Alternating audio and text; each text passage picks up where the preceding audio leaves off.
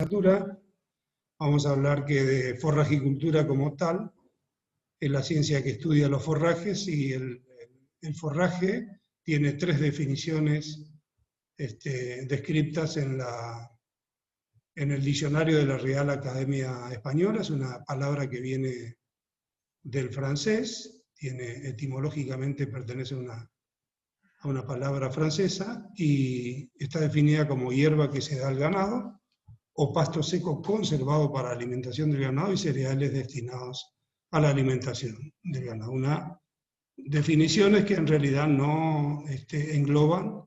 a otros elementos que también se usan como conservación, como alimento, pero el de pasto seco conservado para la alimentación, y que viene de fundamentalmente la RAE, la Real Academia Española de la Lengua, un poco deriva de la particularidad de la productividad de la animal en la región europea, cuando hablamos de que en esa zona, debido a las condiciones ambientales, climáticas básicamente, tienen una muy buena parte del año cerrado a todo el tema cerrado por las nieves fundamentalmente, y por el frío y la producción de materia verde. Entonces la conservación del forraje es fundamental como tal para tener esa reserva en los tiempos donde no hay posibilidades de que el animal vaya al lugar donde se produce a buscar su alimento. Por eso lo definieron como pasto seco conservado para la alimentación del ganado. Desde un punto de vista más general, podemos definir al forraje como toda sustancia que consume el ganado, ya sean plantas forrajeras, ya sean hierbas, arbustos o árboles que les sirven de alimento, que tengan la capacidad, ¿no es cierto?, de suministrar esas sustancias necesarias para el crecimiento y desarrollo de los animales, y donde se emplean los frutos, las semillas, las hojas, los tallos u otras partes comestibles en su estado natural. Y acá viene la otra particularidad que anexamos a lo que nos describía un poco antes y que más ampliamente lo define, o bien procesado. Cuando hablamos de un material procesado como cualquier oleaginosa a la que se le extrajo uno de los componentes, como ser el aceite o la materia grasa, nos quedan elementos como elemento incompleto, ¿no es cierto?, de su constitución inicial, sustancias que cambian de proporción. Entonces ese alimento procesado es también como tal un alimento usado para la alimentación animal en cualquiera de sus variantes, ¿no es cierto? Como vamos a ver. Los objetivos generales de la asignatura van a estar orientados a identificar los componentes e interacciones de los agroecosistemas ganaderos, y vamos a introducir acá muy frecuentemente esta palabra combinada, agroecosistemas y ganaderos, que es lo que nos ocupa como asignatura, no dejando de lado los conceptos generales de la producción agropecuaria, por supuesto. Vamos a aplicar técnicas de manejo de esos recursos forrajeros con un criterio conservacionista del ambiente. Vamos a apuntar seriamente a esto, pero encaminado siempre a maximizar la producción pecuaria. Cuando hablamos de pecuaria estamos hablando de ganadera, tratando de que esa productividad sea sustentable y sea sostenible a lo largo del tiempo, y eso implica un poco la aplicación de técnicas de manejo de ese recurso forrajero, como veremos en los temas que nos permitan ese desarrollo, realizarlo de esa manera. Vamos a presentar y a discutir conceptos básicos en cada uno de los trabajos que vamos a realizar, de esos procesos concernientes a la ecofisiología del crecimiento de las pasturas y la modalidad de utilización del forraje producido. La ecofisiología es muy importante porque, como concepto, es el conjunto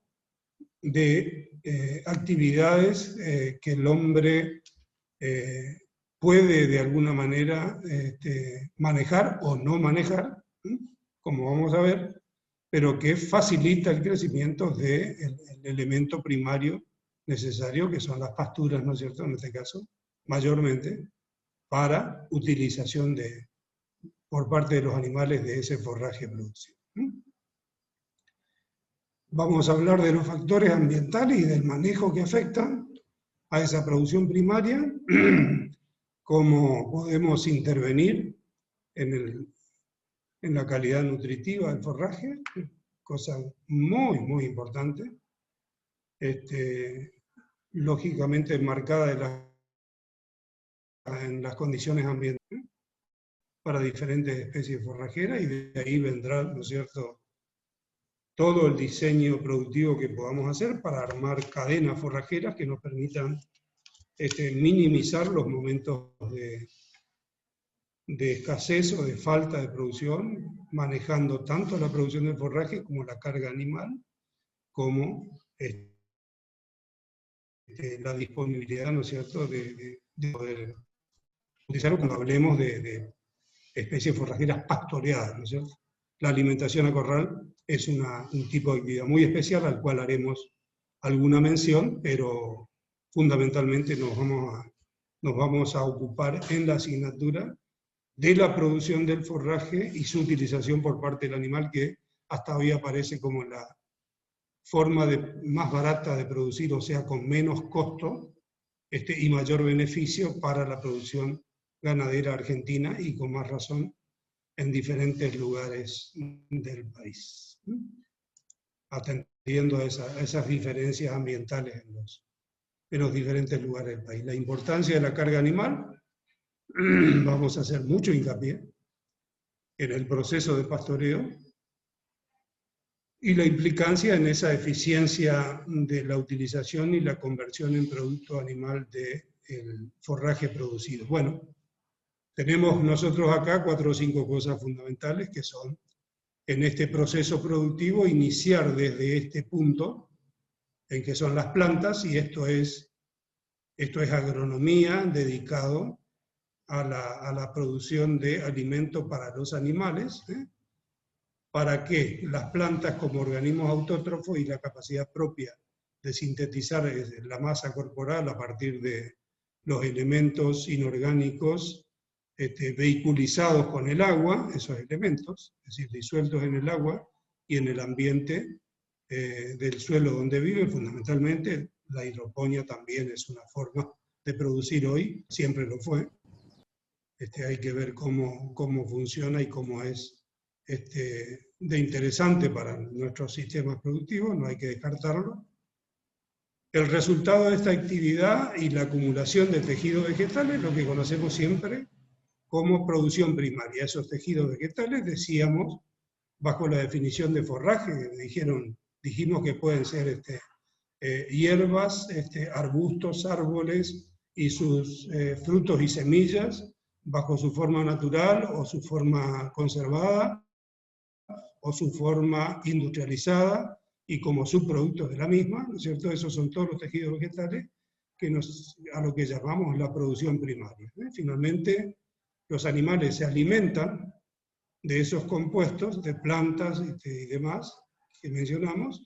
y ahí se convierte en carne. Y esa eficiencia productiva que hablábamos hace un ratito y que decíamos como concepto, ¿qué es esa eficiencia productiva? Es utilizar la menor cantidad posible de alimento de esos tejidos vegetales de la producción primaria para convertirlos en la producción secundaria con la mayor eficiencia posible. Eso no es solamente una relación o mejor dicho, un atributo propio del forraje, sino que también está combinada, por supuesto, con lo que es la eficiencia del animal en la utilización de ese producto. O sea, cómo influye el tejido vegetal producido en el animal y cómo influye el animal en el aprovechamiento de ese tejido con más o menos fibra, ¿no es cierto?, digestible o no digestible, bueno, y toda la cuestión que pasa por esa utilización del forraje. La planificación de la cátedra está programada para ser llevada a cabo en 10 unidades, desde la 1 a la 10. Desde la 1 a la 10. En la unidad 1 vamos a iniciar hoy la actividad hablando del agroecosistema ganadero. La unidad 2, bueno, y les pongo la sigla, KMHU quiere decir Mario Urbani, quien les habla. Van a tener conmigo esta actividad entonces en el aspecto teórico. La unidad 2 se va a realizar como actividad teórico-práctica con cada docente o en su conjunto, dependiendo de las circunstancias de la virtualidad total o no de lo que vayamos viendo que ocurre, donde vamos a trabajar un poquito con las propiedades mensurables de la vegetación, los distintos métodos de estudio, composición botánica, elección del método, escalas, tamaño y número de muestras, y acá una parte muy importante que son los componentes de calidad forrajera del forraje consumido por los animales o que se pone a disposición de los animales. En la unidad 3 vamos a hablar de los componentes vegetales, en este caso gramíneas nativas. Es un teórico práctico, también lo llevan a cabo conmigo en la parte teórica y con las personas responsables de los trabajos prácticos en lo que sea directamente el desarrollo del práctico. Y las gramíneas como uno de los elementos más importantes desde el punto de vista de la cantidad utilizada por los animales en sistemas naturales o en sistemas, en sistemas productivos directamente de pastoreo o en sistemas productivos de alimentación a corral, muchas veces en algunos lugares. La unidad 4 son agroecosistemas pastoriles, también en este caso leguminosas, como segunda familia importantísima utilizada en la producción animal. Pero bueno, vamos a ver que vamos a hablar un poco de las leguminosas, no solamente en la alimentación directa, sino como componentes de agroecosistemas productivos, donde a través de la fijación del nitrógeno de estas plantas intervienen no solamente como plantas utilizadas en la alimentación animal, sino con un montón de otros propósitos, como mejorar la calidad del suelo, hacer aporte de nitrógeno indirectamente y de otros elementos por su sistema radical que tienen, etcétera, etcétera. Ya lo veremos oportunamente. En la unidad 5 vamos a hablar de algunas otras pocas plantas forrajeras que hay, que se utilizan como tales, cumpliendo la definición esa de plantas forrajeras. Vamos a hablar de las plantas tóxicas, elementos muy importantes también en la producción animal, fundamentalmente en toda nuestra región chaqueña, mesopotámica, donde está incrementándose cada vez más la producción animal, por cuestiones de relaciones productivas en los ambientes. La pampa húmeda, definida como tal, es cada vez más agrícola, no se hace la rotación que a veces se hacía antes con la ganadería, pero bueno, vamos a discutir un poco de esos temas y vamos a ver qué pasa. Las plantas tóxicas, por supuesto, los principios y los efectos sobre el animal, y después las malezas herbáceas y leñosas, muy importantes también en nuestra región. La unidad 6 va a ser agroecosistemas pastoriles, campo natural, también voy a estar presente yo en la exposición de este tema. Ya empezamos a partir de acá con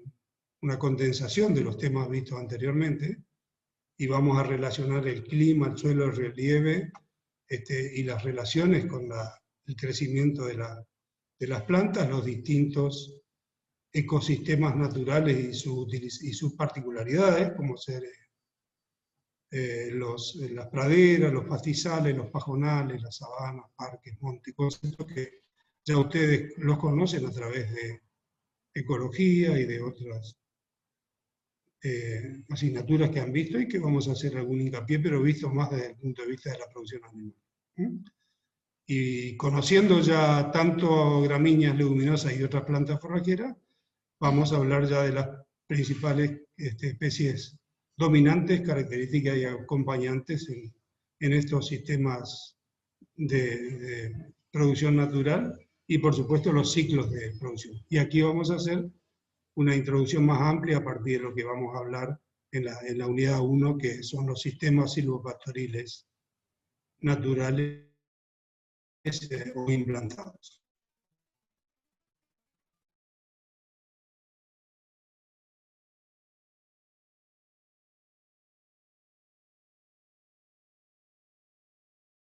Con ese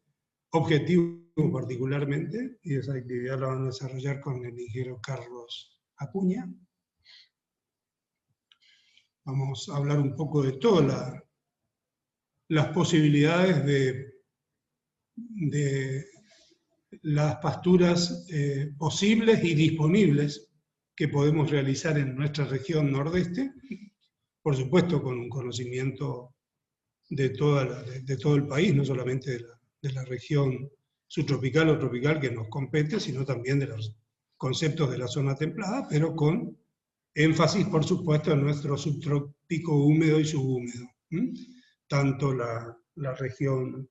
selvática de Misiones o del noroeste, como las praderas de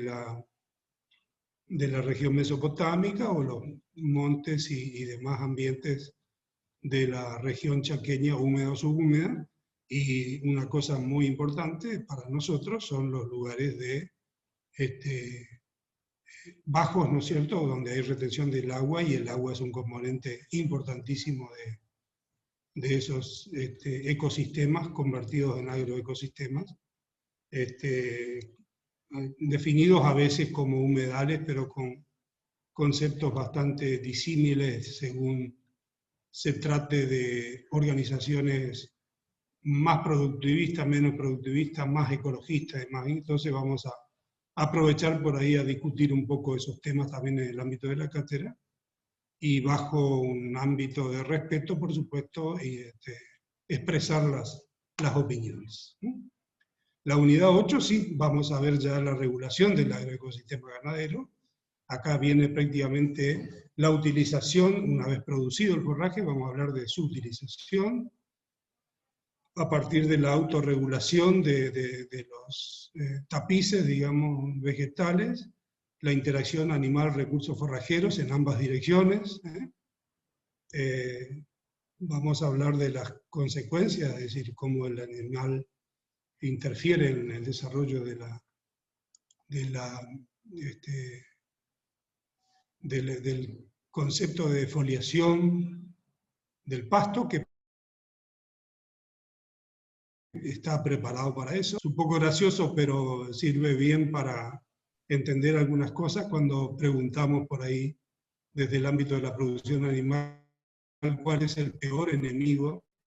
de la planta forrajera, y tenemos que decir que es el animal que lo consume. Claro, porque está hecho para eso. Entonces el peor enemigo, y ahí tiene que intervenir, por supuesto, la utilización, el diseño de la utilización de ese forraje, porque si la planta, que tiene alguna particularidad de ser muy palatable,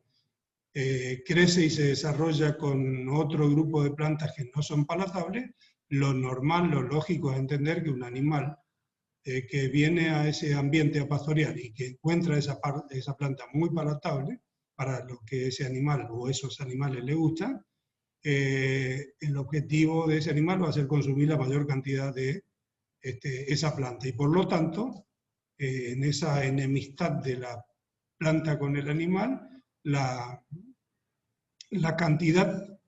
de plantas, o sea, la frecuencia que vamos a encontrar a lo largo de un periodo de esa planta, lógicamente va a ir en disminución,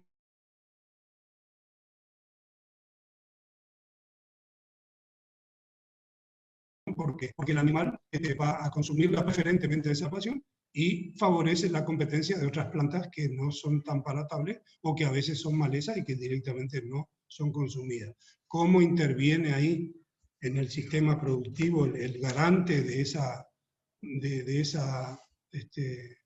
ese mantenimiento de esa planta? Bueno, interviniendo en el diseño de un pastoreo que permita con determinada intensidad esas plantas más palatables, pero también obligando al animal en algunas circunstancias a consumir las otras plantas que no son tan palatables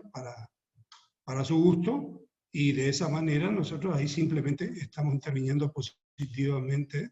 y haciendo un poco sustentable para que permanezcan en el sistema las dos especies o 3 o 4 especies vegetales, incluida la más palatable, que es la que los animales. Bueno, eso es un poco lo que vamos a trabajar en la regulación de esos agroecosistemas ganaderos. La unidad 9, vamos a hablar de producción de semillas forrajeras, también lo van a hacer conmigo. Un tema no menos importante, y yo insisto todos los años de que en nuestra región la unidad 9 como tal se da muy poco. Vamos a ver el conocimiento que cada uno por ahí de ustedes puede tener con respecto a esta actividad productiva en los sistemas productivos de nuestra región. Vamos a brindar algunos casos, vamos a poner a disposición en esto. Bueno, y desde ya les anticipo, vamos a hablar que es un nicho productivo importante, al cual los jóvenes, tanto ingenieras como ingenieros agrónomos, puedan de alguna manera poner la vista en sistemas productivos que hagan o que se dediquen a esto como una posibilidad concreta de una actividad donde hay mucha demanda y poca producción, muy poca oferta. Y la poca oferta que hay es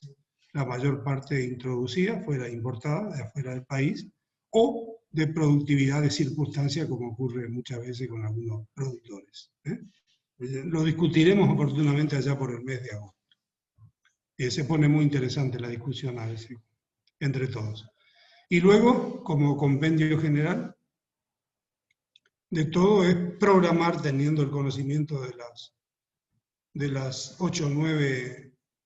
unidades anteriores, programar los recursos forrajeros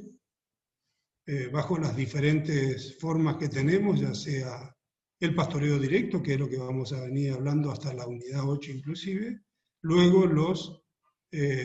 las formas más prácticas de reservas forrajeras bajo la forma de enificación, ensilaje o enolaje. Vamos a hablar de la oferta y la demanda que se necesita a lo largo de un ciclo productivo. Según la programación de cada sistema productivo, y en esa programación armar cadenas forrajeras que nos permitan, a través del racionamiento estratégico, hacer mucho más eficiente ese sistema productivo. Y esa eficiencia no es menor, no solamente en el bienestar económico del sistema, que le brinda al sistema productivo recursos para volver a invertir, para usarlos para vivir, para vacacionar, para todo, sino que, por ejemplo, si hacemos un 0,2% más eficiente el sistema productivo, la productividad de carne, estamos hablando que al obtener un producto en menor cantidad de tiempo, también fíjense una cosa muy sencilla, estamos disminuyendo de alguna manera en ese lote de animales un 0,2% la emisión de gases de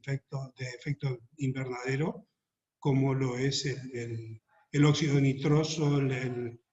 gas metano, que es un derivado de la producción animal a través de los sistemas de los rumiantes, que es una realidad también que hay y que tiene que ser considerada a la hora de producir. Esa eficiencia está también ahí, no solamente en la cantidad de carne que hay que producir, no a cualquier costo, sino haciéndolo lo más eficiente posible. Bueno, terminado esta introducción, si les parece, vamos a la unidad 1 del programa, que la tengo acá. ¿Hay alguna pregunta, chicos, estudiantes, para realizar? Habiliten su micrófono en todo caso, con todo gusto, y ahí, si hay alguna consideración que hacer, alguna pregunta. Por ahí, Florencia o Andrea, si ustedes detectan, yo por ahí no me resulta muy sencillo atender también el chat, que es la forma en que pueden realizar algún comentario o algún aporte o alguna consulta o ampliar alguna cosa, particularmente. Me avisan, Florencia, ¿sí? Perfecto. Por el momento no hay ninguna pregunta. Bueno. Muy bien. Están todos dormidos entonces. Muy bien. No, están todos atentos, pero entendieron todo, tendría que ser. Así que vamos a introducirnos a la unidad 1, el agroecosistema ganadero. Vamos a hablar de los objetivos específicos de este gran tema, que vamos a definirlos y los vamos a entenderlos desde el punto de vista de su descripción estructural. Vamos a distinguir las relaciones funcionales que hay entre los componentes del agroecosistema, ¿no es cierto?, a través de esos conceptos de estructura, función y regulación, que se va a concatenar un poco esto con la unidad 6. Vamos a ver unos pequeños conceptos acá que los vamos a ampliar en la unidad 6. También esta unidad incluye la relación entre la producción y la estabilidad, y los sistemas silvopastoriles como introducción. Muy importantes porque es decir, fueron utilizados desde siempre, y no es una moda, sino que es un sistema particular que tiene sus ventajas y desventajas, pero todo indicaría que en el conocimiento muy actual que hay del asunto, las ventajas son mucho mayores a las desventajas, así que es para detenerse un poco, principalmente en aquellos ambientes donde pueda ser realizado. No hablemos de un sistema silvopastoril, lamentablemente, hasta ahora por lo menos, en los bajos submeridionales del norte de Santa Fe, sur del Chaco, o el centro-este de la provincia de Santiago del Estero, pero hay muchas otras regiones pastoriles de Argentina en que se puede llevar. Se está realizando mucho en la Patagonia húmeda, ni que hablar acá en las regiones subtropicales y tropicales del nordeste de Argentina y norte de Argentina, así que es muy importante para nosotros. Vamos a hablar del concepto de forrajicultura, forraje y especie forrajera, y vamos a clasificar un poco, según su origen, a las especies cultivadas, el rol que tiene el estudio de la forrajicultura como tal en la producción agropecuaria argentina, las zonas productivas. Vamos a hablar un poco de la producción ganadera en el país, pero vamos, insisto, como todo lo que veamos, un poco de mayor énfasis en la región chaqueña y mesopotámica, y de la selva por lo menos misionera también, y la eficiencia biológica de los sistemas de producción con diferente grado de intensificación. Y a esta intensificación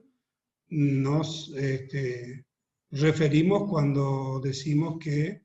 intensificar incorporando fundamentalmente tecnologías disponibles para producir mayor cantidad de producto final por unidad de superficie, en lo cual incluye como elemento especial, decía hoy, la producción a corral o en encierre de animales, donde el concepto de forraje producido y donde el animal vaya a buscarlo ya queda totalmente excluido del análisis del sistema, porque el forraje es suministrado directamente por el las personas que realizan la actividad a partir de un forraje conservado o tomado directamente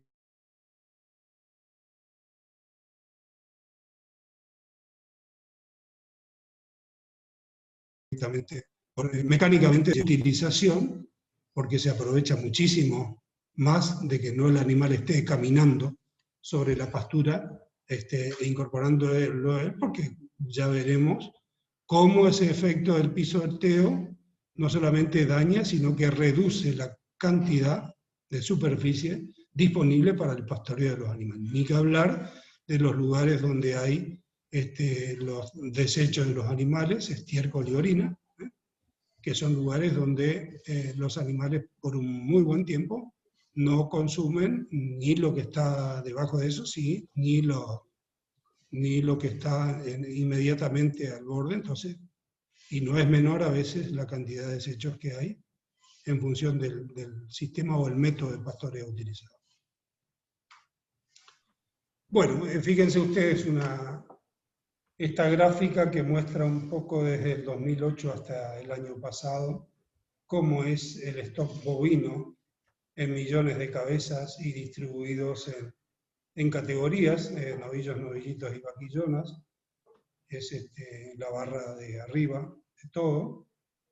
Cada uno tiene su número ahí. La cantidad de toros, luego la cantidad de terneros y la cantidad de la fábrica, digamos, de todo lo demás, que son las vacas,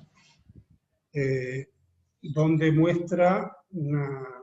cantidad de nuestros millones de hectáreas dedicados a la ganadería, y muestro en este primer caso el stock bovino porque es el tipo de actividad ganadera principal para nosotros, no la única, insisto, pero la principal desde el punto de vista de la cantidad producida y relacionada con el valor monetario de la producción. Y entonces vemos que ocurren diferentes altibajos en estos sistemas productivos que están relacionados con todos los factores económicos posibles que podamos considerar, desde la situación socioeconómica del país hasta las condiciones ambientales. Veremos, por ejemplo, luego de esta gran sequía que tuvimos en 2020, prácticamente en todo el país, pero fundamentalmente en nuestra región norte, veremos cuando se discrimine por regiones o por provincias en un próximo informe que podamos tener disponible, qué es lo que pasó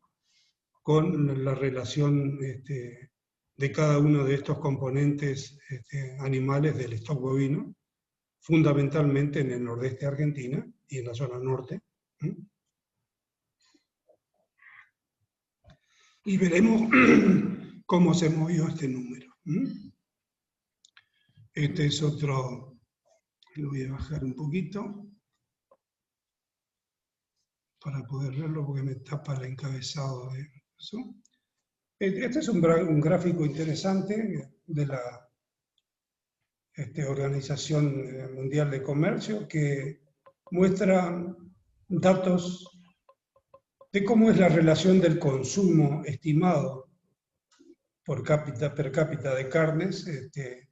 en esa relación de, por ejemplo, el año 2023, al que estamos ya muy cerca, y lo que ocurría en el bienio 2011-2013 para diferentes lugares. Brasil, Rusia, India,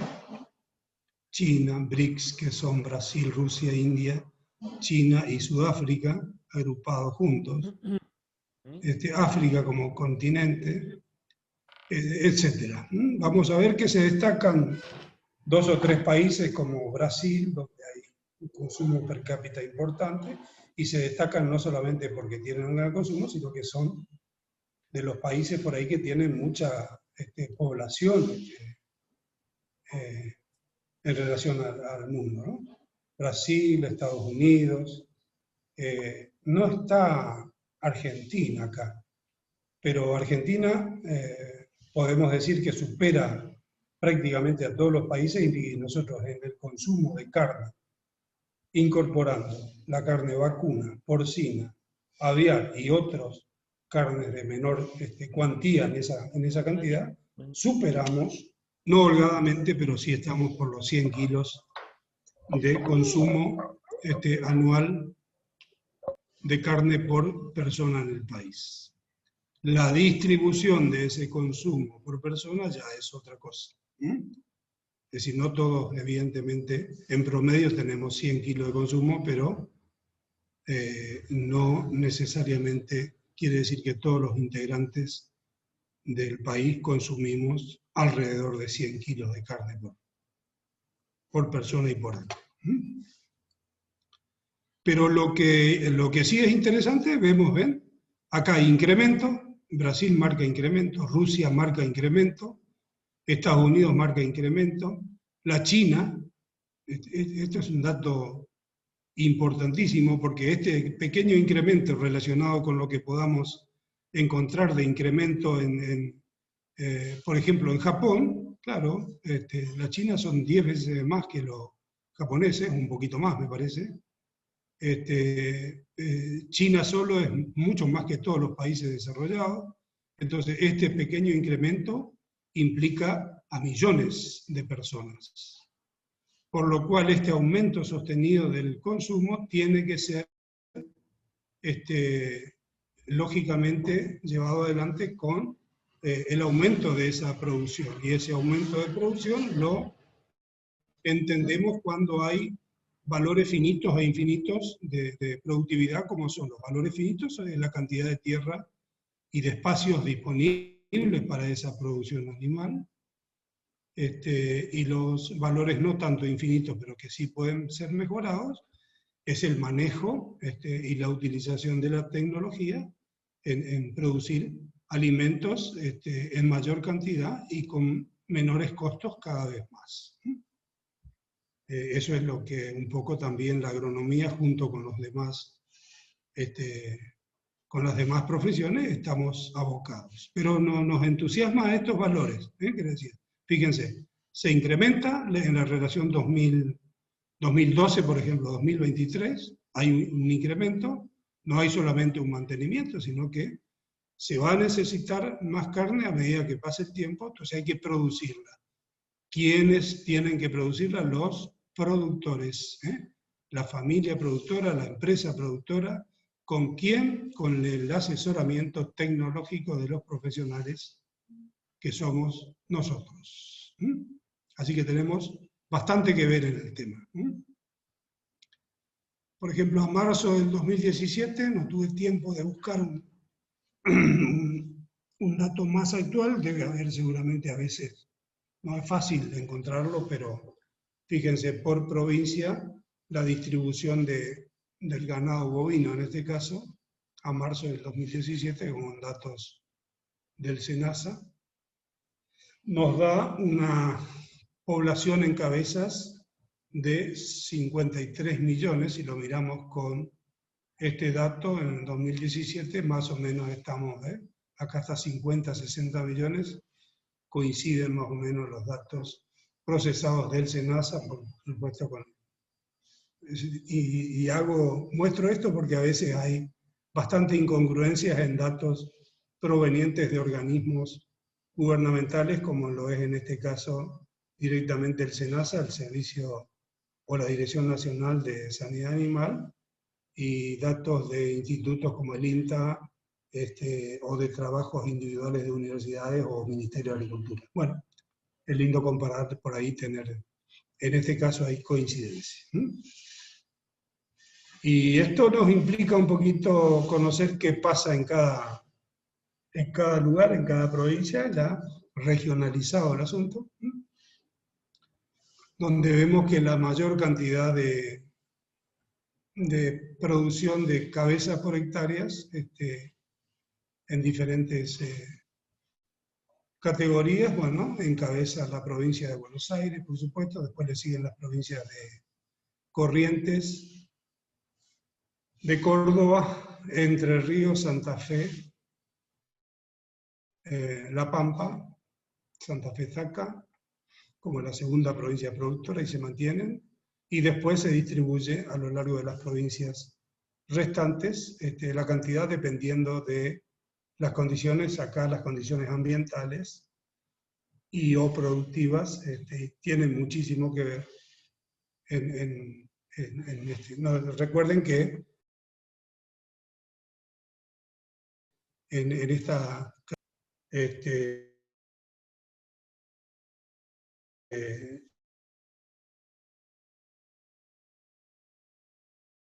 los sistemas productivos, por supuesto que cuando hablamos de producción de leche estamos hablando de las 3 provincias más importantes dedicadas, que son las provincias de Buenos Aires, de Córdoba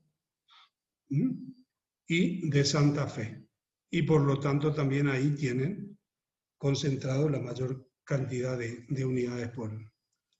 de cantidades de cabezas por provincia en este caso. Y esa producción, ¿a dónde se da? Fíjense, distribuidos bovinos por hectárea, los diferentes colores indican la, llamémosle no carga animal, sino simplemente bovinos por hectárea que se dan. Fíjense, de 0 a la inmensa mayoría del país, de 0 a 0,1, mejor dicho, no a 11, sino de un animal cada 10 hectáreas como máximo. En promedio tenemos toda la región patagónica, excepto pequeños ambientes que podamos encontrar por ahí, pero esa es la realidad que se ve, de un animal cada 10 hectáreas a 3 animales cada 10 hectáreas, son los, aumentando un poquito la densidad de color, aumenta también desde 3 o 0,28 unidades por hectárea a media unidad o cabeza o en unidad animal, como definiremos más adelante, por hectárea, hasta llegar a los lugares que tienen de 0,5 a 0,7 y los de mayor intensidad, fíjense, justamente provincia de Buenos Aires, algo de La Pampa y sur, sí, La Pampa, prácticamente San Luis y Córdoba, bueno, San Luis poco, pero algo de La Pampa, le decía Córdoba, Santa Fe, la región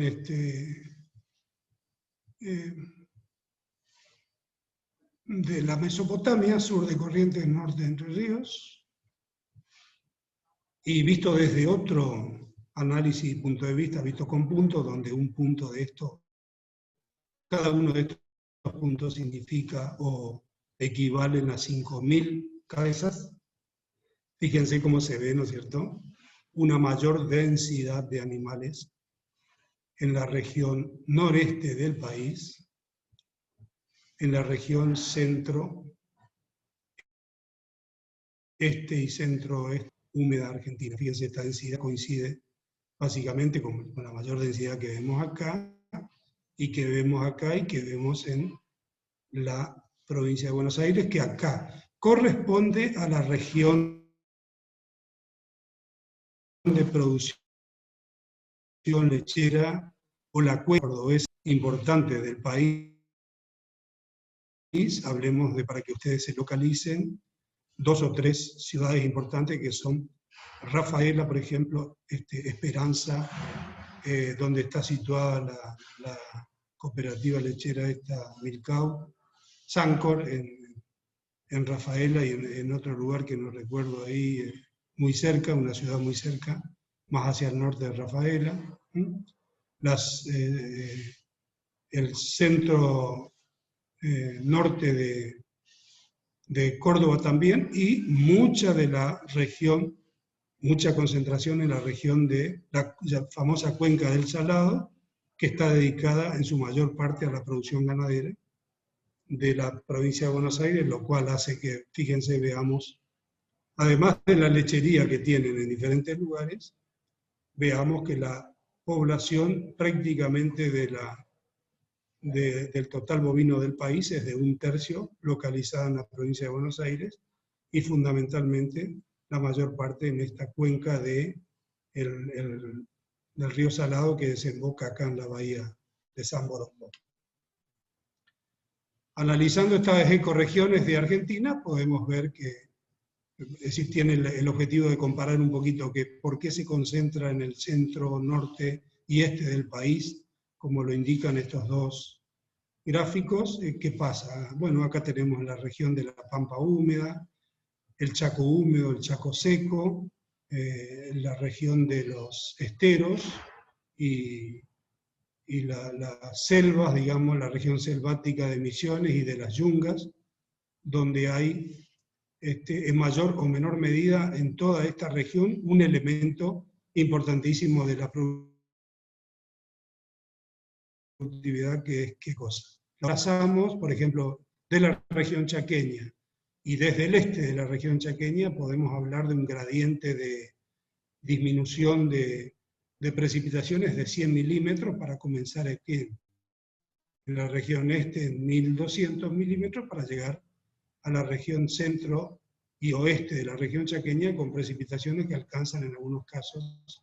en la precordillera a 400 milímetros anuales y a veces concentrados en un corto periodo de tiempo, por lo cual indica que la mayor parte del tiempo están sin precipitaciones y se trata de zonas semiáridas y, por qué no, más en la Puna o en los Altos Andes, donde la aridez es mucho mayor. Lógicamente, cuando hay agua hay posibilidades de producción primaria, y si hay producción primaria es posible realizar producción secundaria, o sea, de carne, de leche, de lo que sea, de cualquier producto que queramos, lana, cuero, extraer cuando tenemos esa producción primaria, y hablemos de la utilización en el mismo lugar, por supuesto, por el animal. Diferente es producir en un determinado lugar y trasladar esa producción primaria de un ambiente a otro, y como por ejemplo la provincia de San Luis, que a veces vemos que tiene altas concentraciones por tratarse, y por tratarse de un ambiente no de semiárido, pero sí de subhúmedo, con lluvias muy estacionales en el verano o en la época cálida, y lluvias muy escasas durante buena parte de la época fría. Lógicamente, en estos ambientes, esos ambientes favorecen para el desarrollo de unidades productivas con engorde a corral, o por lo menos terminación de animales, sino todo el proceso productivo, la mayor parte de la parte final productiva, trasladándolo a esos lugares, a los animales y al alimento de los animales. De manera que por ahí aparece entonces una provincia que no tiene todas las condiciones naturales para producir alimento. A lo largo de la provincia sí encontramos que hay una densidad importante que no se condice con sus condiciones ambientales. Lógicamente se tratan de lugares donde se produce bajo una modalidad de ese tipo. Y si integramos un poquito más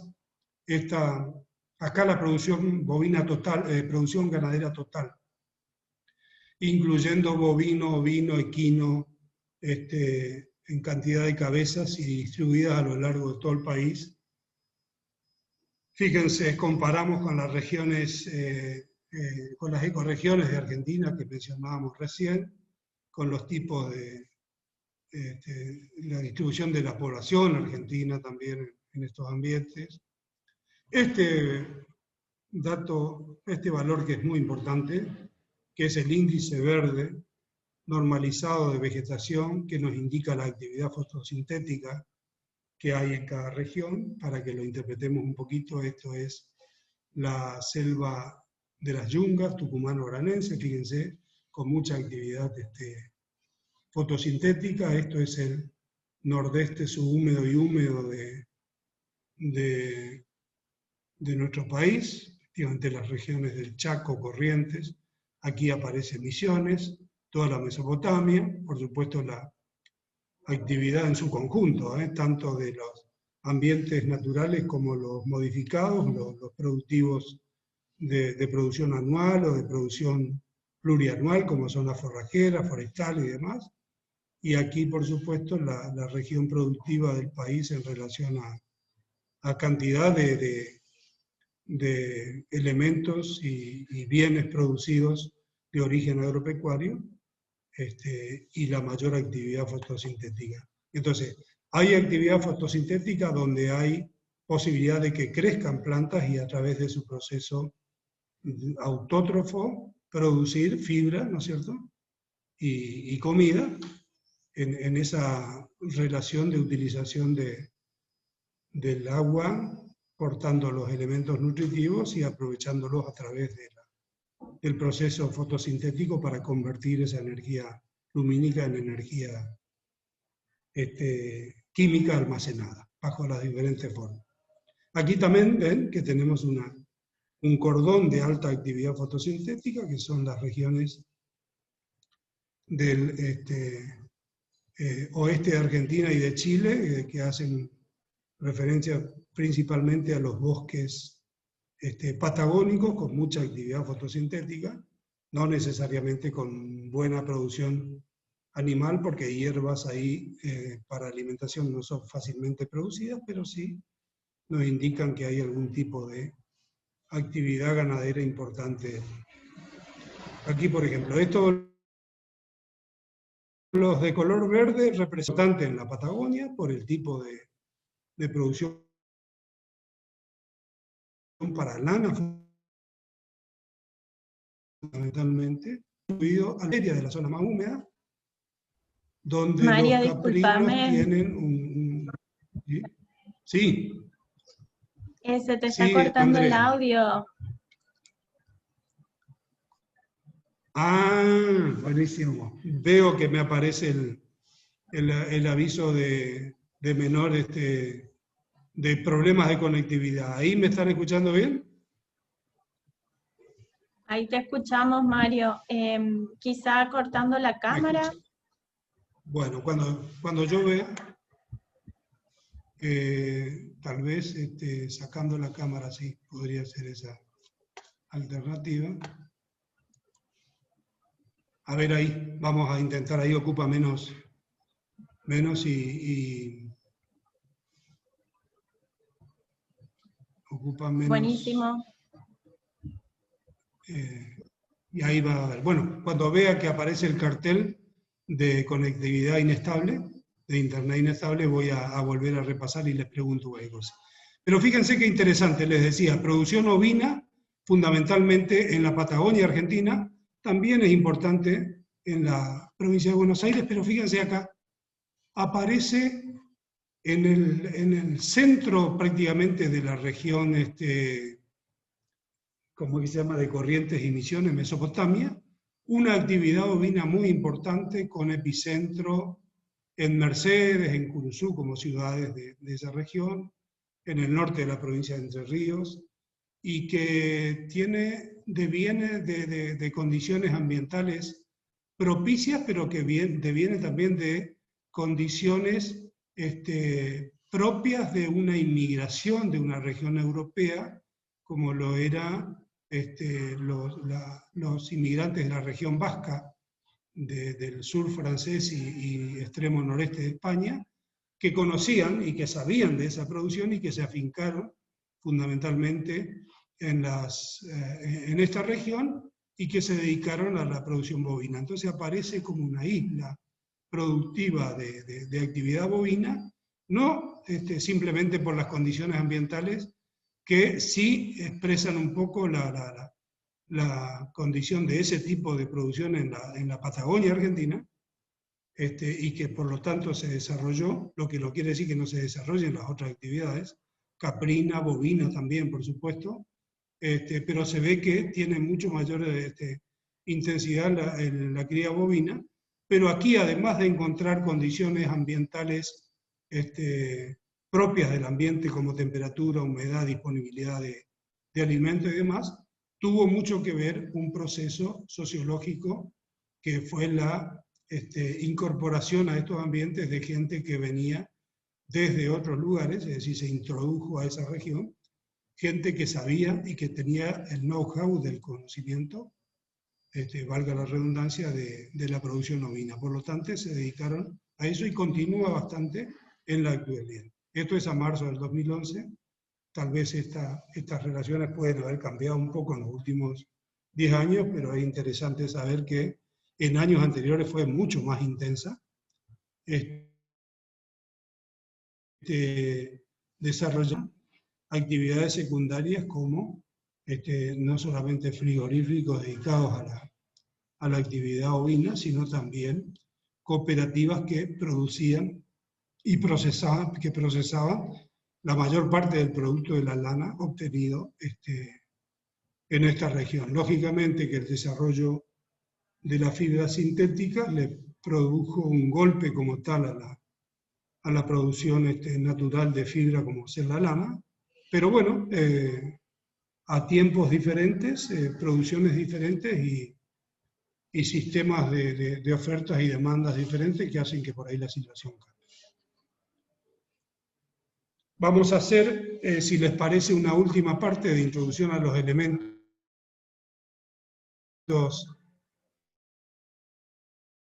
básicos de los sistemas para hablar un poco del conjunto de elementos de los sistemas relacionados entre sí ordenadamente, describir un poquito, para finalizar esta parte del inicio de la asignatura y esperar después un ratito hasta las 10, donde se van a incorporar todos los demás compañeros y componentes de la cátedra que no lo hicieron hasta ahora para la presentación formal de nuestras caras, y continúan ustedes después con las personas, con los profesionales. Ahí me dice su conexión es inestable. Voy a seguir hablando hasta que desaparezca, y ahí desapareció, y seguramente me entenderá mejor ahora. Entonces, elementos básicos de los sistemas. Los sistemas son un conjunto de elementos que, ordenadamente, ¿no es cierto?, contribuyen a través de una entrada y una salida y los límites del mismo a producir corrientes de salida y que tienen un objeto o propósito, ¿no es cierto? Esa es la definición general de sistemas, y para interpretarlo un poquito más, esto que ven ustedes acá es el mapa de Argentina, básicamente incorporado al sur de Brasil, el Uruguay, una parte del Paraguay y algo de Chile, pero centrémonos simplemente en el sistema interconectado nacional de energía eléctrica que todos conocemos un poquito a través de básicamente lo que podemos apreciar, que es el tendido de redes desde los diferentes cableados, ¿no es cierto?, de transmisión, como las líneas de alta tensión de 500.000 voltios que nacen en los lugares donde hay generación, como Yacyretá. Lo voy señalando, fíjense, con el marcador del mapa, a ver si lo hago mejor con este. No, no es eso lo que quería.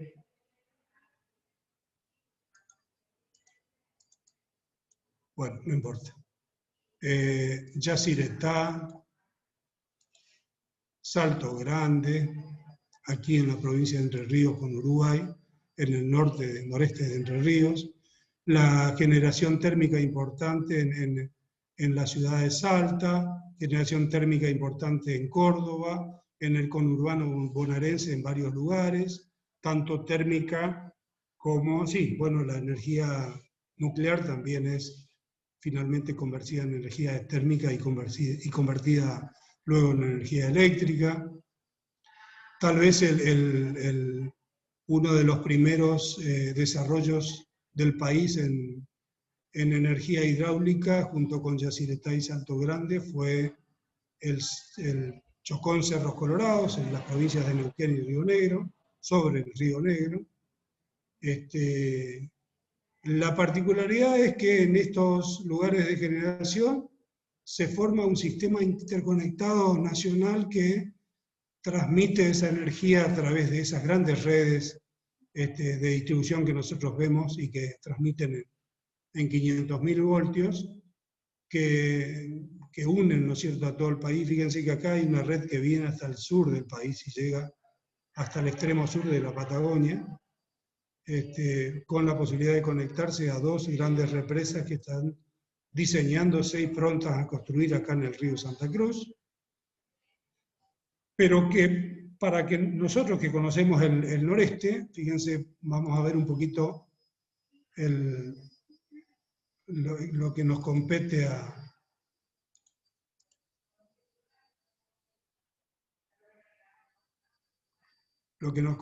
a nosotros, que es el sistema interconectado del Nordeste. Vamos a ver, cuando viajamos hacia Yacyretá, hacia Posadas, vamos a encontrar que nos acompaña todo el camino desde Paso de la Patria prácticamente hasta Ituzaingó, un par de líneas de alta tensión que son una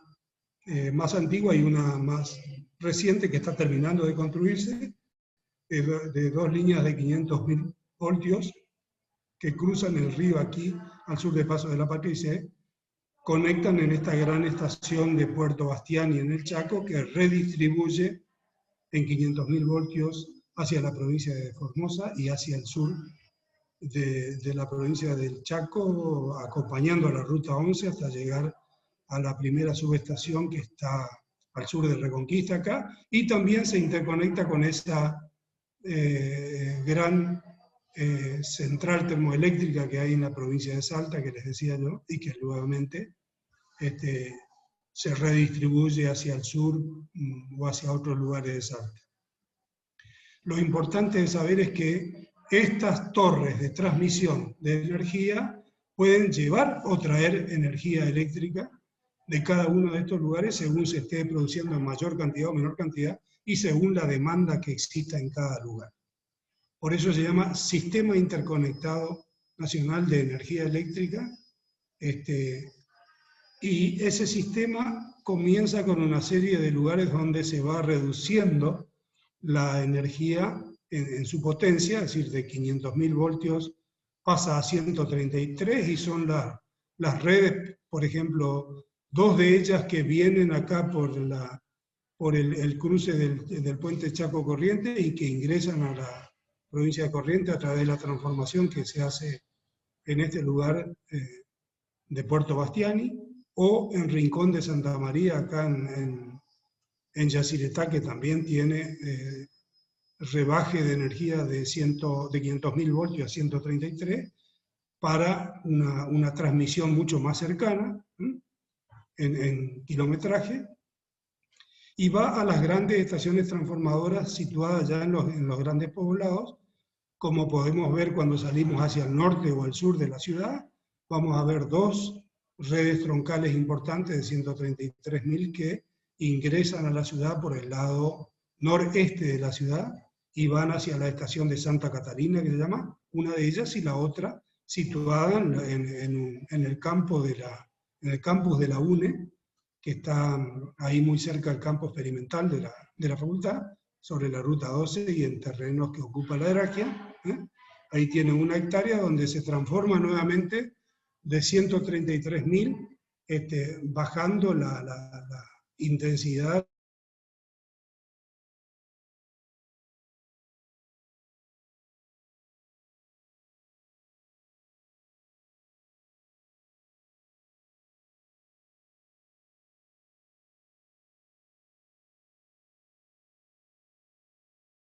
usuarios, insisto, porque veo que su conexión a internet es inestable. Acabo de decir, Grande en Cabral, donde está situada nuestra facultad, acá en la calle Sargento Cabral, justamente, que nosotros pertenecemos a grandes usuarios por ser grandes consumidores en kilovatios por hora, por día o por mes, según sea la medición, de energía en 220 o 300 inyectada al sistema de transformación en 500.000 voltios. Y se fue trasladando en grandes distancias en 500.000 voltios. En menores distancias ya en 133.000 voltios, a partir del rebaje que se hizo en esos lugares. La estación Bastiani llega uno de las líneas que pasa en 133.000 por debajo del puente y se dirige hacia ese lugar donde alimenta prácticamente toda la región, toda la zona de las 4 avenidas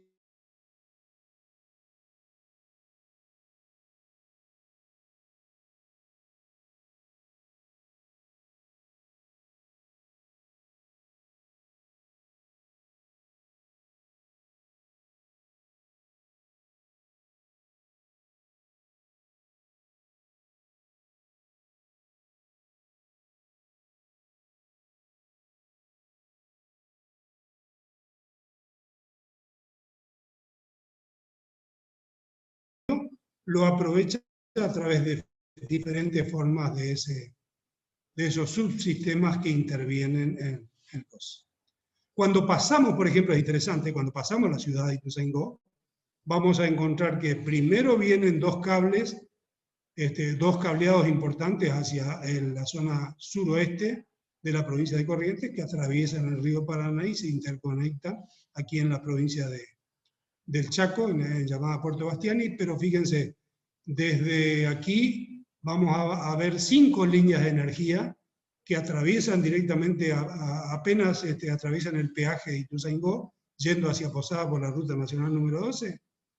De esas 5 líneas de energía, una se dirige enteramente a suministrar energía a la provincia de Misiones, 2 atraviesan directamente la provincia de Misiones, la provincia de Corrientes, digo bien acá, perdón, acá por este lado,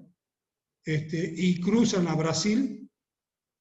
y se exportan directamente a Brasil, de manera que Argentina es neto exportador de energía a la zona sur de Brasil, en este caso Santa Catarina y Río Grande do Sul,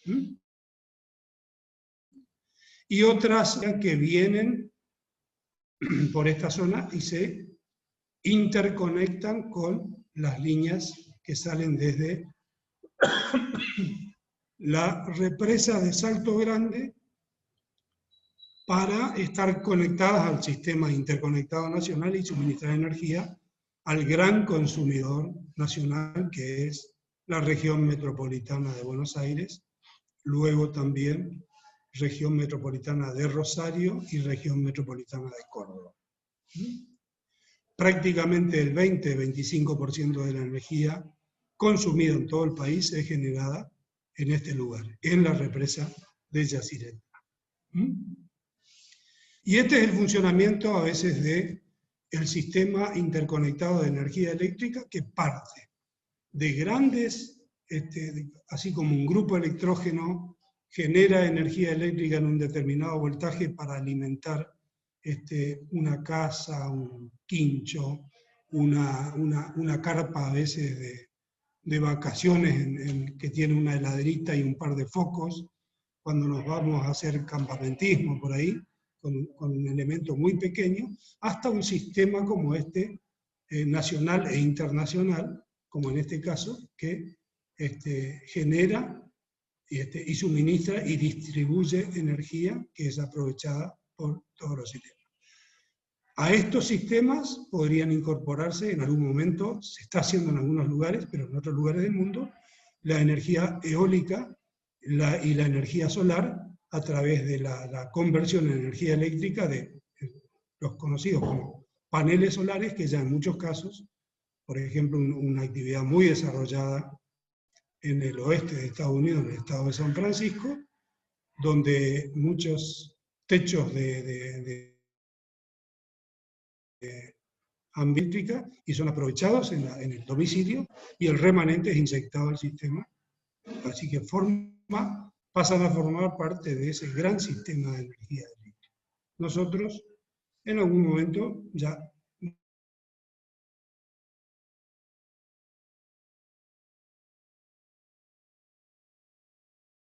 deberemos hacerlo. Los biológicos son sistemas naturales donde la interacción de los organismos vivos con su ambiente hacen que esos sistemas naturales funcionen, es lo que conocemos con el nombre de ecología, y esos sistemas ecológicos tienen componentes bióticos y abióticos. Y si apuntamos un poquito más hacia abajo vamos a ver que el agroecosistema ya es un ecosistema especializado que cuenta por lo menos con una población de utilidad agrícola, es decir, por lo menos con una población de utilidad agrícola, que quiere decir que estamos ya armando un aprovechamiento humano del sistema para obtener un rédito que nos permita utilizar ese agroecosistema como medio de vida, medio de vida con el componente producido, ya sea para vivir exclusivamente de él, o ya sea para consumir una parte y negociar el excedente, o para producir todo y negociar directamente ya lo que no es el excedente, sino la productividad total. Grupo definido más ampliamente es un grupo interactivo de componentes bióticos y abióticos, y como decía al inicio hoy, algunos de ellos van a estar bajo el control humano y que forman una unidad con el propósito de producir básicamente fibra y comida. Esa es, entiendo yo, una definición interesante que abarca la mayor parte de lo que queremos decir cuando hablamos de un agroecosistema. Y más específicamente el agroecosistema pecuario exclusivamente es el que está perteneciente o relativo al ganado, y es un sistema dedicado a la producción de carne, leche, lana o lo que sea. Pero no nos olvidemos que para producir carne, leche o lana tenemos que manejar primero la producción primaria. ¿Y qué es la producción primaria? La producción primaria es tejido vegetal de origen vegetal por autotrofía. Energía solar y elementos llevados adelante por el agua o canalizados por el agua, ingresados al inicio del desarrollo de una planta. Entonces, visto desde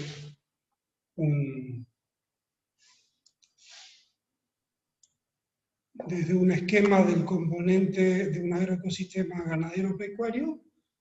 tenemos el componente biótico, que es el vegetal y el animal, y los componentes abióticos, que son el clima y el suelo, elementos de entrada y de salida, por lo que decíamos hoy que todo sistema tiene un límite de ese sistema, y todas las interacciones posibles que van a haber ahí adentro. Esas entradas pueden ser naturales, lógicamente son naturales, buena parte de ellos, y también a través de los componentes del clima, como el agua y la luminosidad, pero puede haber entradas, por supuesto, de origen humano, con el suministro de energía de afuera del sistema. Cada litro de combustible utilizado para sostener ese tipo de producción es una entrada que nosotros le metemos al sistema. Cada kilo de fertilizante que anexamos, o de lo que sea, es una entrada al sistema por fuera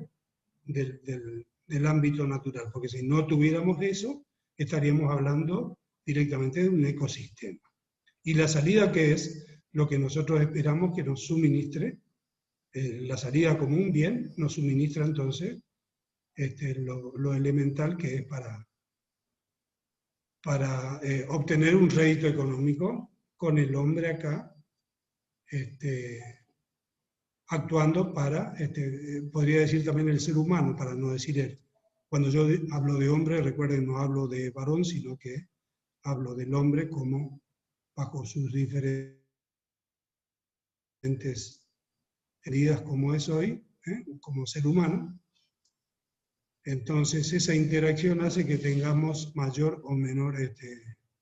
actividad de salida, producto de salida, y lo que nos permitirá, en todo caso, esa productividad. En esta regulación de los agroecosistemas, nosotros vamos a intervenir fundamentalmente en la pastura, como les decía, hablamos por ejemplo, de los elementos o factores que intervienen en la productividad de una pastura. Están las especies, ya sea de los componentes, como componente natural de los campos naturales, o ya sea implantada, el manejo que realicemos de eso. ¿Qué quiere decir el manejo? ¿Cómo favorecemos el desarrollo de esa pastura? A través de la fertilización, riego que podamos realizar o no, la fertilización que podamos realizar o no, cuando interviene el animal para producir carne, leche, lana, cómo hacemos que interactúe con esa pastura, están permanentemente los animales en ese lugar y eligen lo que quieren para comer, realizamos un pastoreo intensivo diciendo que hacemos pastorear un área, por ejemplo, de media hectárea y con 50 cabezas pastoreando simultáneamente en ese ambiente, lo cual le da una carga instantánea altísima, por lo tanto, ahí la acción sobre la pastura es muy intensa y sobre los animales también, porque no les permitimos ningún tipo de selectividad, ya que hay mucha competencia entre ellos por conseguir el mejor pasto primero y finalmente consumir todo el pasto que sea posible consumir para alimentarlo. Las plagas y las enfermedades, y lógicamente los pueden ser manipulados, otros no. La temperatura y el contenido de dióxido de carbono del ambiente, insisto, temperatura y contenido de dióxido, pueden no ser prácticamente modificados por el hombre, intervenidos, tampoco la luz, algo del agua sí, porque podemos hablar de riego y retención de agua en todo caso por mejor, con retención de agua por cambios de la retención y en el perfil del suelo, por ejemplo con taipas o lo que sea. Con respecto a los nutrientes, podemos favorecer la disponibilidad o no de nutrientes naturales o el agregado. Hay algunas veces que el ser humano puede intervenir para mejorar, para interactuar, y otros que no. Entonces, sí nosotros podemos de alguna manera, para la temperatura, intervenir, por ejemplo, en la implantación de un momento dado, de un elemento, de un componente de esa pastura. Por ejemplo, sabemos que en nuestra región la temperatura ambiental y su efecto sobre la producción de maíz con respecto a la fertilidad del maíz, no la fertilidad de la fertilización con nutrientes, sino la fertilidad desde el punto de vista productivo, permitir que florezca un maíz en el mes de enero aquí en la región de Corrientes, trae sus riesgos de falta de temperatura, lo cual daña los factores productivos de producción de polen o la fecundación directamente por relaciones de alta temperatura y baja disponibilidad de humedad ambiental necesarias para ese proceso de mayor fertilidad del maíz. Entonces, bueno, nosotros podemos manejar no la temperatura ambiental, pero sí en los momentos en que esa productividad del maíz se dé, favoreciendo el florecimiento anterior o posterior a ese momento crítico, digamos, eso como ejemplo, ¿no? Pero sembrar, por ejemplo, en diciembre pasturas subtropicales, a fines de diciembre, es muy complicado porque también las pasturas subtropicales y tropicales, que tienen la particularidad en todos los casos de ser semillas muy, muy pequeñas, hay que sembrarlas muy superficiales, y las temperaturas y humedad ambiental y del suelo de esos momentos generalmente no son adecuadas, porque se deshidrata muy rápido, por lo tanto, si se deshidrata el suelo, se va a deshidratar también la semilla, y si se inició el proceso germinativo con la indivisión de la semilla, pero resulta que tenemos temperaturas de 42, 43 grados en la segunda quincena de diciembre, con temperatura ambiental a la hora del mediodía, que no pasa los 30-35% de humedad ambiente, eso significa una transpiración importantísima del suelo y una evapotranspiración de las plantas que disminuye la disponibilidad de humedad en el suelo. Entonces, por lo tanto, las semillas que se embeben y que luego se deshidratan, si se embebieron y se desencadenaron los procesos de germinación y se los interrumpe, en algunos casos, si ese proceso es como la yema del huevo, ¿no? La clara del huevo. Si ustedes pusieron a cocinar y una vez que se solidificó no es posible volver atrás. Bueno, con los procesos que se desencadenan germinativos en la semilla, a veces no es posible volver atrás y directamente si se detienen esos procesos, es una semilla que muere y por lo tanto no va a cumplir su propósito de dar o de originar una nueva planta. Razón por la cual podemos intervenir desde el punto de vista del manejo tecnológico en sembrar en el momento adecuado para que el momento crítico del desarrollo de ese producto que nosotros queremos lograr a través de esa pastura se haga en el momento adecuado. Y volvemos es decir, todo eso se logra con el proceso productivo que veíamos hoy, que era las plantas, los elementos y compuestos inorgánicos del suelo,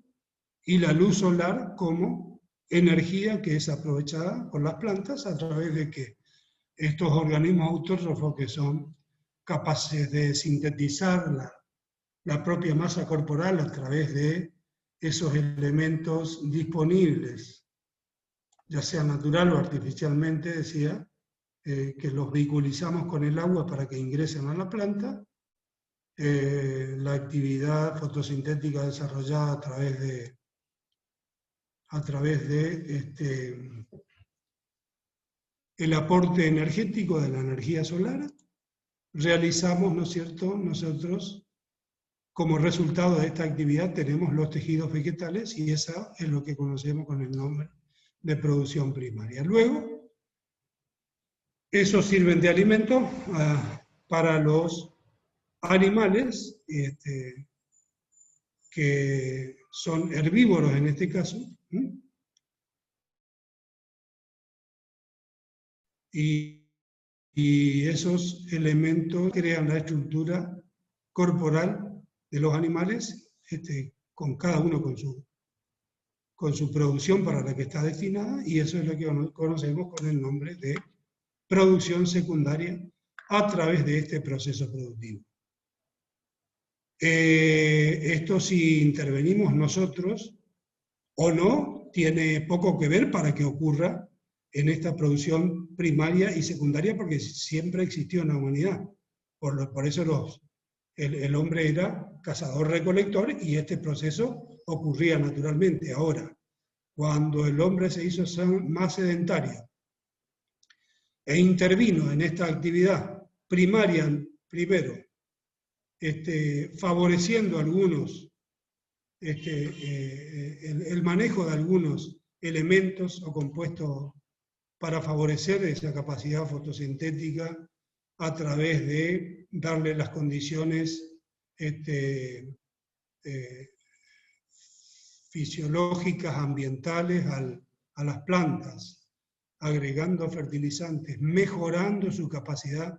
productiva a través del mejoramiento genética, eligiendo lo más elemental de las mejores plantas a través de la selección que el hombre hacía desde el momento en que comenzó a cosechar y a conservar sus propágulos o semillas. Bueno, estamos al día de hoy con una producción primaria y secundaria cada vez más eficiente, resultado de ese trabajo de lo que llamábamos hoy en este sistema productivo, cuando el hombre intervenía mejorando estos sistemas. Y para cerrar, hagamos un pequeño comparativo entre los atributos de un ecosistema natural y un agroecosistema que Sarandon nos propone interpretar un poquito. Vamos a ver, básicamente, ¿qué objetivo tienen un ecosistema natural y un agroecosistema? ¿Quién es responsable? La fuente de energía de dónde proviene, cómo es el tema de la biodiversidad o cómo se interpreta, la productividad también, hay flujo de nutrientes o no, qué pasa, la lixiviación, la estabilidad de esos nutrientes y la resiliencia. Si hablamos de un objetivo, un ecosistema natural no tiene ningún objetivo en particular, y tiene muchos por supuesto, porque está en el beneficios ambientales, Pero en el agroecosistema ya hablamos, al haber un elemento de utilidad agrícola o pecuario ahí, con lo que hacía el hombre en el agroecosistema, antes, cuando era cazador-recolector, era directamente servirse del ecosistema natural lo necesario para su sustento. Cuando lo convirtió en un proceso de sedentarismo y la selección de plantas y el cultivo de las plantas, ahí ya lo hizo o lo transformó en un agroecosistema. Aquí, el responsable no es nadie, y somos todos, no es nadie en particular, pero somos todos, y aquí es el agricultor ganadero en el sistema productivo particular con los límites de ese agroecosistema, de los límites de energía, que es exclusivamente solar, y aquí es mayormente solar, pero hay un aporte o subsidio, como le llaman, artificial energético, a través de los combustibles. Por ejemplo, lo más fácil es la utilización de combustibles utilizados en ese ecosistema, no solamente de lo que se consume en una maquinaria agrícola para realizar siembra, cosecha, mantenimiento, a través de los fósiles o de biocombustibles, sino la anexión de cualquier otro tipo de energía en el sistema. Pero fundamentalmente es la energía fósil a través de los combustibles.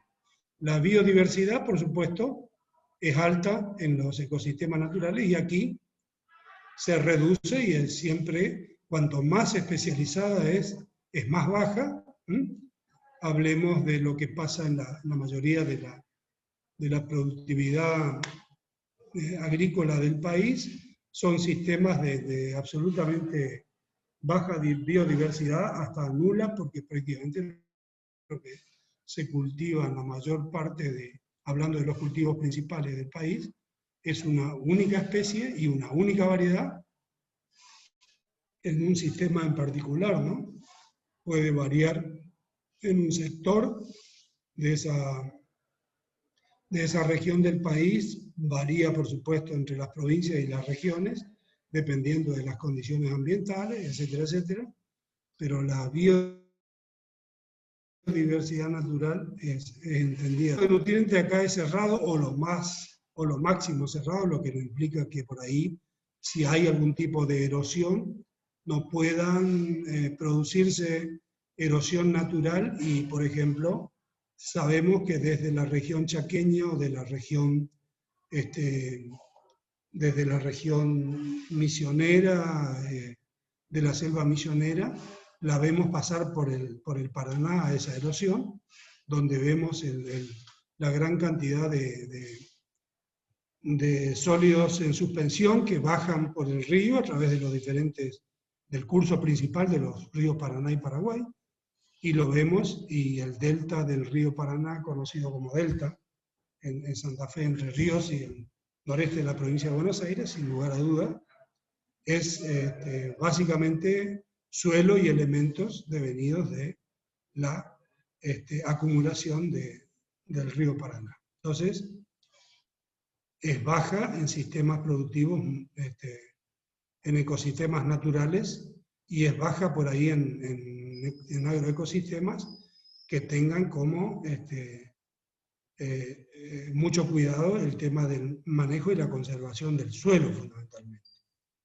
Entonces, esa lixiviación de nutrientes a través de lo que pueda ocurrir por la erosión puede llegar a ser alta, pero no nos olvidemos que por ser un agroecosistema y tiene un final productivo, nosotros lixiviamos nutrientes a través de la negociación y la venta de los productos. Es decir, cuando vendemos semillas, por ejemplo, ¿qué es lo que estamos vendiendo? Y elementos nutritivos básicos extraídos del sistema a través de ese proceso productivo elemental. Estamos vendiendo nitrógeno, fósforo, potasio, magnesio, estamos vendiendo agua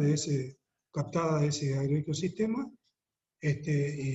convertida, ¿no es cierto?, en una estructura de fibra o de alimento, en semilla, convertida en heno, convertida en una torre, por ejemplo, lo que sea. Pero siempre esa lixiviación no es solamente efecto del proceso productivo por alta inestabilidad del sistema y posible erosión, sino que nosotros erosionamos, entre comillas, nutrientes a través de la salida del sistema. Y tenemos que favorecer, por lo tanto, la mineralización del suelo para que se repongan esos nutrientes, y en muchos casos, cuando hablamos de este flujo de nutrientes, es abierto porque hay que incorporar al sistema. La estabilidad acá es alta, lógicamente, porque tiene una diversidad alta, hay una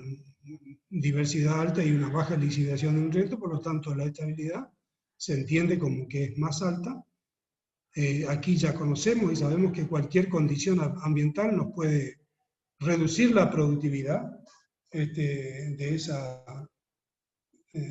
alta productividad en mayor o menor medida por un efecto un efecto ambiental, como puede ser desde una simple pedrada muy fuerte, que nos reduce el cultivo a nada, como una helada temprana, una helada tardía, una helada en cualquier momento en nuestra región subtropical, que las tenemos y en alta y en baja intensidad, y que de un día para el otro nos encontramos con que el campo de producción, o el lote de producción de materia seca está convertido en heno, en piel, lo que sea, pero ya está convertido en heno. Y lógicamente no es la misma calidad, ya lo vamos a ver, un forraje verde que un forraje seco. No es que no sean mal o buen alimento, cualquiera de ellos tiene su calidad dependiendo de las condiciones. Y la resiliencia, entendida como la capacidad, ¿no es cierto?, de la elasticidad de esos componentes del sistema para volver a su estado natural en un ecosistema. La resiliencia siempre es alta, y acá, por ser la estabilidad baja y la biodiversidad baja, por supuesto la resiliencia también es muy baja y a veces nula, ¿no es cierto? Tienen que pasar otros ciclos para, de alguna manera, conseguir volver a ser resiliente el sistema. Por eso los viejos sistemas productivos del nordeste de Argentina y de la pampa húmeda, donde alternaban producción agrícola y ganadera, dejando lo que se llamaba descansar los campos, era una forma de hacer más resiliente el sistema, para que en ese momento en que se dedicaban, después de hacer 2 o 3 años de agricultura extractiva para granos, ya sea oleaginosos, ya sea cereales, básicamente, algodón acá en el norte y demás, se permitía una utilización un advenimiento de la vegetación natural del sistema ahí, no nativa, pero sí natural o introducida, o se hacían pasturas, y se pastoreaba en esos lugares. Entonces había como una mineralización del suelo a través de ese proceso, y se recomponían la fertilidad del suelo a través de la agricultura mucho más intensiva, la aplicación de los sistemas de siembra directa vinieron a cambiar un poco esos sistemas. En algunos casos son más o menos funcionales, en otros tienen sus problemas bastante graves, principalmente en la región del norte y sur de Argentina. Tienen su problemática y están siendo trabajados y estudiados actualmente. Bien, terminamos entonces con esta diapositiva en este lugar, y lo continuamos el martes de la semana que viene a las 8 de la mañana para descansar ahora unos 15 minutos, y los esperamos en esta misma ID y en este mismo clave para ingresar, el que quiere salir o se quiere mantener en la cosa, para iniciar después la actividad con los responsables de la de los trabajos prácticos que le van a explicar